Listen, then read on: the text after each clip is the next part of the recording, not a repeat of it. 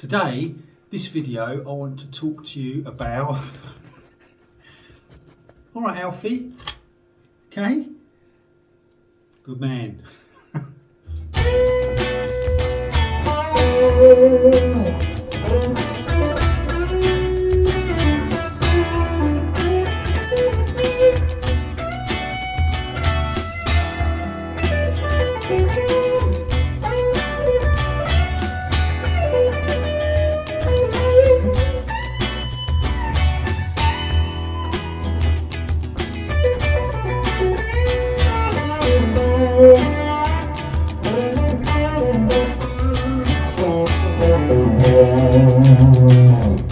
Welcome back.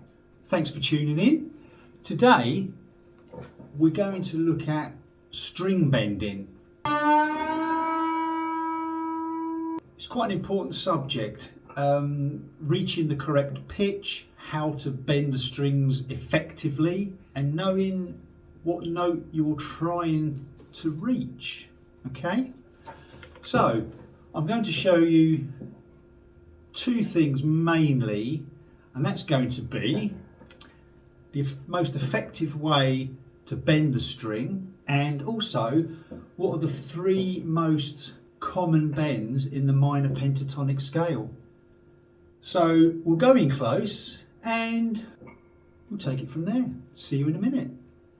Here we are, up nice and close. String bending. Okay, so let's start off with how to bend the strings effectively. Now, a lot of beginners, myself included, way back in the distant past, you'd try and bend a string with one finger. It's almost impossible, if not impossible. Okay, so the most effective way to bend the strings without damaging your fingers or anything like that is to take the note you wish to bend, use the third finger most commonly, okay, and you support it with the two other fingers here. Okay, so you literally place behind each other like that. This is going to do the most of the bending, of course, but these are supporting, and you just push up depending on how high you want to go. Most commonly you're trying to bend up to the next note in the scale. Okay, so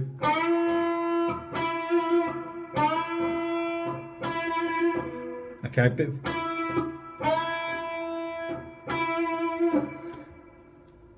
so that's the first thing, is bending the strings. So just to repeat myself, third finger on the note you wish to bend, could be anywhere here.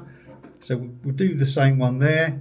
In fact, I'll tell you what, we'll move to this one here, because this will be the next subject in just a moment.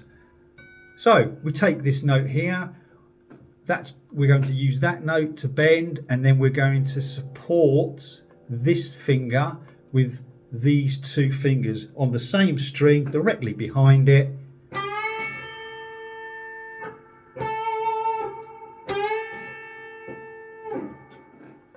There you go. That's how to bend the strings. So now we know how to bend the strings, we need to know now what the notes are that we're going to use to bend and what note we're going to bend up to.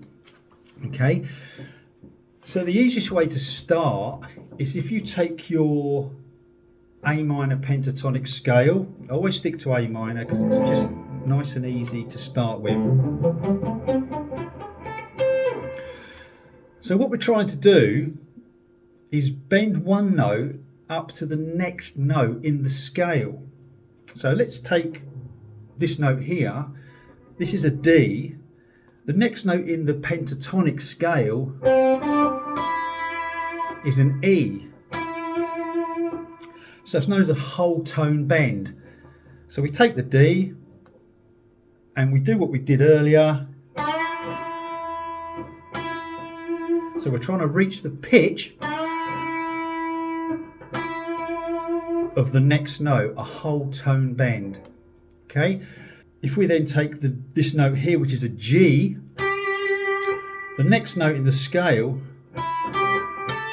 is an A. which is there. So if we're bending this one up on the 8th fret, that's the note we're trying to reach, which is the pitch of the note on the 10th fret of the B string in this instance.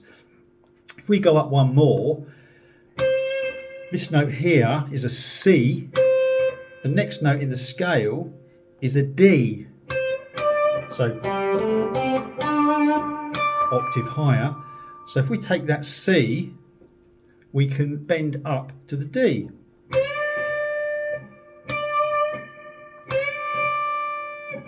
Okay, slightly tougher on the higher strings, but nonetheless, same technique, using those two to support the whole tone bend.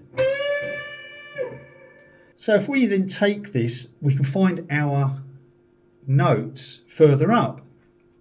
So as I mentioned before, the three most common bends, whole tone bends, are D to E, G to A, and C to D. Okay, they're not the only bends, of course, but they are the most common whole tone bends. If we then find the notes elsewhere, so there's a C, we bend it to this D.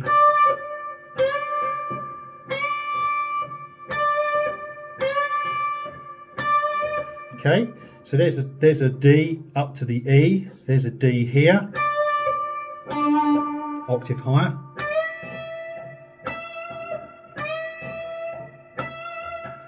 Okay, and then the G to the A, again like we had before. So we've got one here, we could go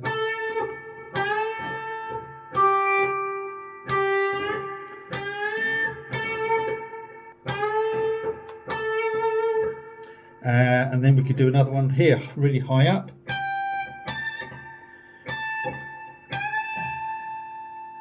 Okay, so there you go. Whole tone bends, the three most common notes, D to E, G to A, C to D. Give it some practice, try and incorporate it in your solos.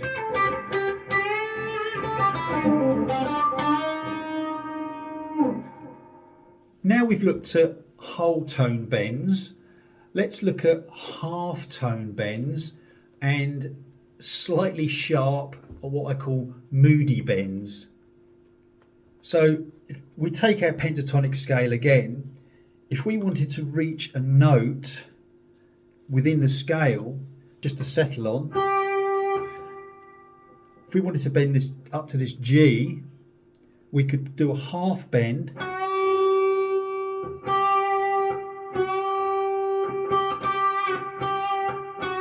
So you're bending from the 7th fret of the B string up to the 8th fret of the B string,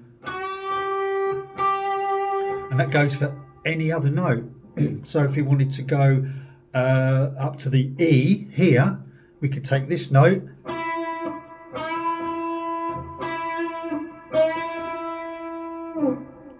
and just bend it up. And again, we could anywhere else. So if we wanted to come up to this G here, sorry, this D here,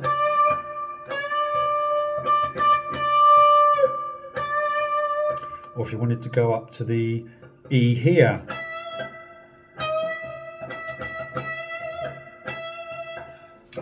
What we can also do is add vibrato. So if I'm playing, just playing a note there, that's my A. Vibrato is basically where you move your finger up and down, or backwards and forwards, depending on how some people do it. But I sort of just wiggle my finger, so you're pushing the note ever so slightly up and back down to pitch. You get like a wobbly effect, as opposed to having a straight note. So all I'm doing there is and of course it depends on the mood or the song that you're playing, but it does sound good. It's like vocal vibrato, you've heard that many a time, I'm sure. So if you're playing up to the A on a whole tone bend, and you can, yeah, or if you're just playing, that's on the bend,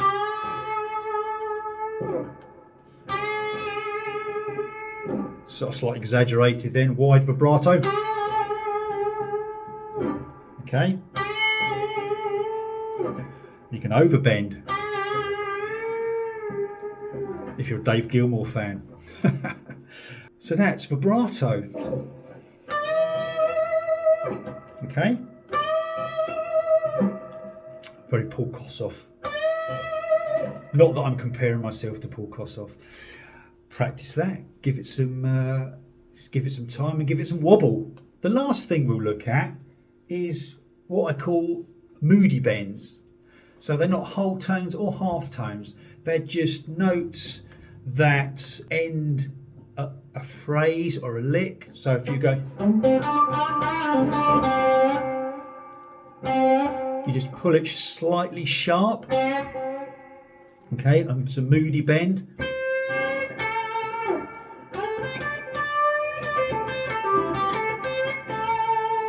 Yeah. So you're not reaching the pitch of there.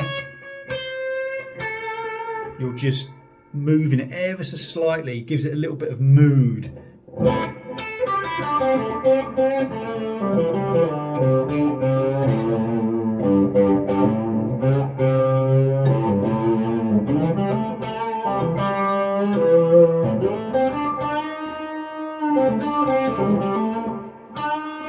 See, that's a nice little Moody bend. Kind of goes up to the blues note, if you remember.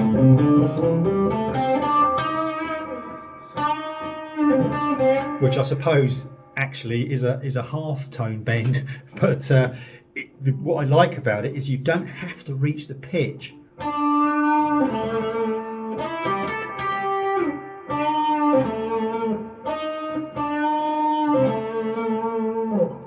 So Moody bends, half tone bends, and whole tone bends.